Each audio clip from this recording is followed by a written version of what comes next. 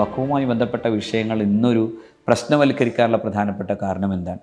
അതിൻ്റെ കാരണം ഇപ്പോൾ വരാൻ പോകുന്ന 2024 വഖഫ് അമെൻമെൻറ്റുമായി ബന്ധപ്പെട്ടുകൊണ്ടുള്ള ചർച്ചയുടെ ഭാഗമായിട്ടാണ് നമ്മളതിനെ കാണുന്നത്. അതായത് രാജ്യത്ത് 1995 വഖഫുമായി ബന്ധപ്പെട്ട് ഉള്ള നിയമത്തെ ആ വഖഫിനെ മാറ്റിയെടുക്കാനുള്ള ഒരു ശ്രമം നടക്കുന്നുള്ള ആ നിയമത്തെ മാറ്റാനുള്ള ശ്രമം നടക്കുന്നുള്ളതാണ്. അതായത് അതിനെ അമെൻഡ് ചെയ്യാനുള്ള ശ്രമങ്ങൾ നടക്കുന്നു. എന്താണ് പ്രശ്നങ്ങളായി നമുക്ക് കാണാൻ കഴിയുന്നത് ചോദിച്ചാൽ, ഒറ്റയടിക്ക് അതിനെക്കുറിച്ച് പറയുമ്പോൾ ഒരു ചുരുക്കി പറയാൻ ആഗ്രഹിച്ചാൽ ഇതാണ് അതിൻ്റെ പ്രധാന വിഷയം. അതായത് വഖഫ് 2024 വരുന്ന വഖഫ് ആക്ട് പ്രകാരം ചില പ്രധാനപ്പെട്ട ചില പ്രശ്നങ്ങൾ വരുന്നു. ഒന്നാമത്തെ പ്രശ്നം നമ്മളതിൽ കാണേണ്ടത്, ഞാൻ നേരത്തെ സൂചിപ്പിച്ച ഒരു കാര്യം, അതായത് വഖഫ് നിർവചനത്തിൽ തന്നെ 95 ഉൾപ്പെടെയുള്ള നമ്മുടെ വഖഫ് ആക്ടിലെ നിർവചനത്തിൽ ഒരു പ്രധാന കാര്യമുള്ളത് വഖഫ് ബൈ യൂസറാണ്. അതായത് കാലങ്ങളായി പതിറ്റാണ്ടുകളും നൂറ്റാണ്ടുകളുമായി ഈ രാജ്യത്ത് നിരാക്ഷേപം വഖഫായി അറിയപ്പെടുകയും വഖഫായി തന്നെ പരിചരിക്കപ്പെടുകയും ചെയ്തിട്ടുള്ള സ്വത്തുക്കൾ, അതിന് പ്രത്യേകം രജിസ്ട്രേഷനോ ആധാരമോ ഇല്ലെങ്കിലും നിലവിലത് വഖഫായി പരിഗണിക്കപ്പെട്ടതാണ്. രണ്ട് കാര്യമാണ് അതിന് നമ്മൾ ചേർക്കേണ്ടത്. അതായത് 1887 തന്നെയുള്ള ഈ ഭൂമിയുമായി ബന്ധപ്പെട്ടുകൊണ്ടുള്ള റെസ്ട്രിക്ഷൻ ആക്ട്, അത് പ്രകാരം നമ്മുടെ രാജ്യത്തൊരു 30 കൊല്ലം നിരാക്ഷേപം ഒരു ഭൂമി ഒരാൾ കൈകാര്യം ചെയ്താൽ, ഗവൺമെൻറ് ഭൂമിയാണെങ്കിൽ ആ ഭൂമിക്ക് ആ അർത്ഥത്തിൽ പൊസഷൻ കൊടുത്ത് മാറ്റുന്ന ഒരു സമ്പ്രദായം നമ്മുടെ രാജ്യത്തുണ്ട്. ചില സ്വകാര്യ സ്വത്തിലാണെങ്കിൽ പോലും ആ നിരാക്ഷേപമായിട്ടുള്ള നിലനിൽക്കുന്നൊരവസ്ഥയാണെങ്കിൽ 10-20 കൊല്ലം അങ്ങനെ ജീവിച്ചാൽ അതും അങ്ങനെ ആവുന്ന ഒരവസ്ഥയുണ്ട്. ഇവിടെ അതൊക്കെ മാറ്റി വെച്ച് മറ്റൊരു രീതിയിൽ പറഞ്ഞാൽ നൂറ്റാണ്ടുകളും പതിറ്റാണ്ടുകളും ആയിട്ട് വഖഫ് എന്ന നിലയിൽ തന്നെ പരിചരിക്കപ്പെടുന്ന ഒരു ഭൂമി, അതിനാണ് വഖഫ് ബൈ യൂസർ എന്ന പേരിൽ നമ്മുടെ നാട് കാണുന്നത്. ഈ വഖഫ് ബൈ യൂസർ എടുത്തു കളയപ്പെടുമ്പോൾ നമുക്ക് സംഭവിക്കാൻ പോകുന്ന ഒരു വിഷയം എന്താ വെച്ചാൽ, ഇന്ത്യയിലെ കോടാനുകോടി വരുന്ന സ്വത്തുക്കൾ, അതായത് വഖഫ് സ്വത്തുക്കൾ ഗവൺമെൻറ് തന്നെ തിരിച്ചെടുക്കുന്ന വിധത്തിലുള്ള ഒരു അന്യായം സംഭവിക്കുന്നു എന്നതാണ്. ഇത് തീർച്ചയായും ഒരു മതേതര ഗവൺമെൻറ്റിൻ്റെ, ഒരു മതേതര ഭരണഘടനക്കനുസൃതമായി നിൽക്കുന്ന ഒരു ഗവൺമെൻറ്റിൻ്റെ ഏറ്റവും വലിയ അന്യായമായ അതിൻ്റെ ഒരു പിടിച്ചടക്കൽ സമീപനമായിട്ട് തന്നെ അതിനെ കാണാൻ സാധിക്കുന്നു.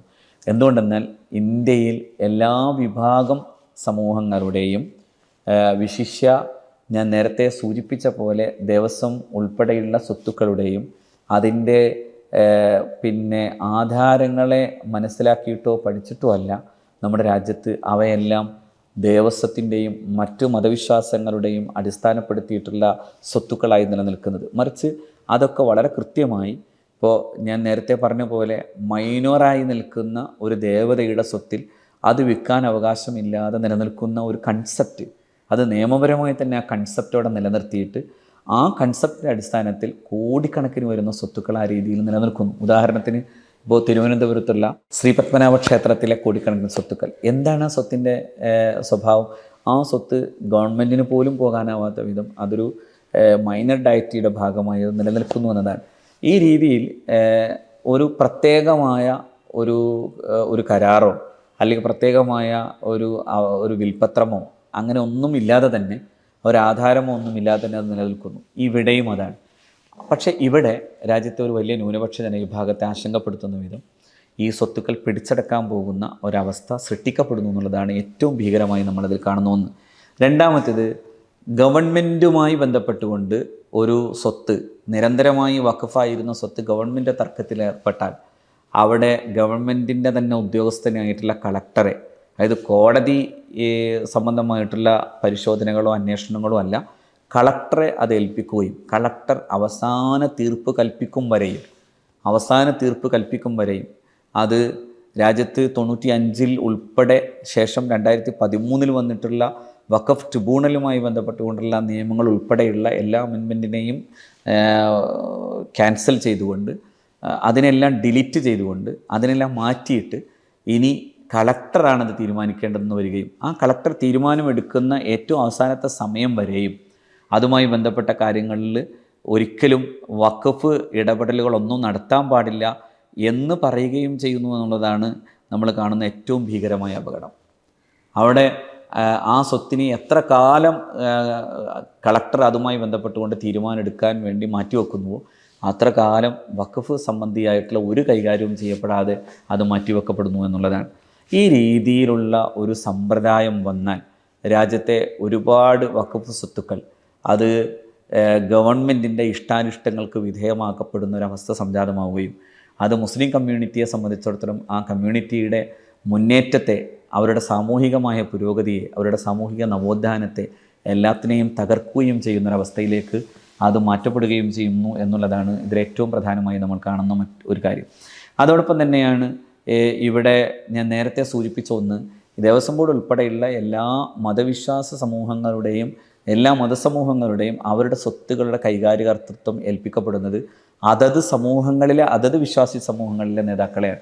ഉദാഹരണം, അതിൻ്റെ CEO, അതിൻ്റെ ചീഫ് എക്സിക്യൂട്ടീവ് ഓഫീസർ, അതുപോലെ തന്നെ അത് കൈകാര്യം ചെയ്യുന്ന അതിൻ്റെ ചെയർമാൻ, അതോടൊപ്പം തന്നെ അതുമായി ബന്ധപ്പെട്ടുകൊണ്ടുള്ള ബോർഡ് അംഗങ്ങൾ, അതിൽ വരാവുന്ന MLA മാർ, അതിൽ വരാവുന്ന മറ്റു ജനപ്രതിനിധികൾ എല്ലാവരും അതാത് മതവിശ്വാസികളായിരിക്കണമെന്ന നിബന്ധനയുണ്ട്. ഇതുതന്നെയാണ് ഇന്ത്യയിൽ ഈ പറയപ്പെട്ട നമ്മുടെ രാജ്യത്തെ വഖഫ് നിയമങ്ങളിലും നിലവിലുണ്ടായിരുന്നത്. സ്റ്റേറ്റ് വഖഫ് ബോർഡാകട്ടെ, അതുപോലെ തന്നെ സെൻട്രൽ വഖഫ് ബോർഡാകട്ടെ, അവിടെ വരുന്നവർ, അതിൻ്റെ ബോർഡ് മെമ്പർമാരായി വരുന്നവരെല്ലാവരും തന്നെ മുസ്ലിങ്ങളായിരിക്കണം എന്നതാണ് നിബന്ധന. ഇനി വരാൻ പോകുന്ന 2024 ബില്ല് പാസ്സായാൽ, അതൊരു ആക്റ്റായാൽ സംഭവിക്കാൻ പോകുന്നത് 2 നോൺ മുസ്ലിങ്ങൾക്ക് കൂടി ഈ രാജ്യത്തെ വഖഫ് ബോർഡുകളിലേക്ക് പ്രവേശനം ലഭിക്കപ്പെടുന്നു എന്നുള്ളതാണ്. ഒരു പിന്നെ സ്ത്രീയും അതോടൊപ്പം തന്നെ 2 നോൺ മുസ്ലിമും വരുന്നു. അതോടൊപ്പം CEO ആയി വരുന്നയാൾ, അതായത് ചീഫ് എക്സിക്യൂട്ടീവ് ഓഫീസറായിട്ട് വരുന്നയാൾ അങ്ങനെ മുസ്ലിം ആകണമെന്ന നിബന്ധന പോലുമില്ലാതെ മുസ്ലിം വിശ്വാസവുമായി ബന്ധപ്പെടുത്തി നിൽക്കുന്ന ഒരു വിഷയത്തെ കൈകാര്യം ചെയ്യാൻ അത് സംബന്ധമായിട്ടുള്ള സാമൂഹിക പശ്ചാത്തലങ്ങളോ അതിൻ്റെ വിശ്വാസപരമായ പശ്ചാത്തലമോ തിരിച്ചറിയാത്ത ആളുകൾ അത് കൈകാര്യം ചെയ്യാൻ വരുന്നു എന്ന് പറയുന്നത് ഒരു സമൂഹത്തിൻ്റെ, പ്രത്യേകിച്ച് മുസ്ലിം ന്യൂനപക്ഷ സമൂഹത്തിൻ്റെ, മുസ്ലിങ്ങളെന്നതിലൊക്കെ ഏറെ ന്യൂനപക്ഷ സമൂഹത്തോടുള്ള ഭരണഘടനാപരമായ അവകാശത്തെയും കൂടി ലംഘിക്കുന്ന ഒന്നാണ്. നമ്മുടെ രാജ്യത്തിൻ്റെ ഭരണഘടനയുടെ 25-ാം അനുച്ഛേദം ഇന്ത്യയിലെ എല്ലാ വിഭാഗം ആളുകൾക്കും അവരുടെ മതവിശ്വാസ ആചാര അനുഷ്ഠാന സ്വാതന്ത്ര്യം തരുന്നു. All persons are equally entitled to freedom of conscience and the right freely to practise, profess and propagate religion.